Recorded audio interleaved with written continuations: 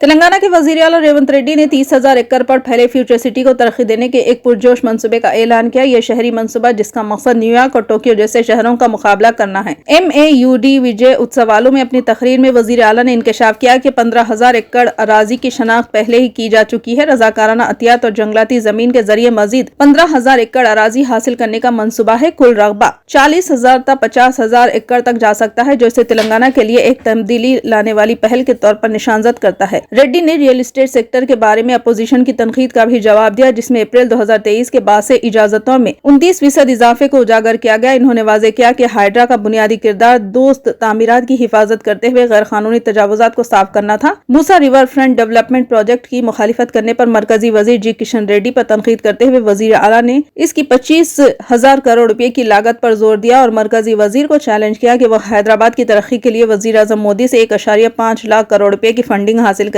ریونت ریڈی نے حیدرآباد کی ترقی کے لیے ایک جامع خاکہ بھی پیش کیا، جس میں شامل ہیں علاقائی رنگ روڈ کے لیے 35,000 کروڑ روپے، ریجل سڑکوں کے لیے 15,000 کروڑ روپے، دریائے گوداوری کے پانی کو عثمان ساگر اور ہمایت ساگر کی طرف موڑنے کے لیے 7,000 کروڑ روپے، میٹرو ریل کو 76 کلومیٹر تک بڑھانے کے لیے 35 کروڑ روپے۔ ان اقدامات کی نگرانی کے لیے دیگر وزراء اور ماہرین کے ساتھ ڈپٹی CM ملو بھٹی وکرمارکا کی سربراہی میں کابینہ ذیلی کمیٹی تشکیل دی گئی۔ BRS اور BJP سمیت سیاسی جماعتوں کے نمائندوں کو حیدرآباد کی ترقی کے لیے تجاویز پیش کرنے کے لیے مدعو کیا گیا۔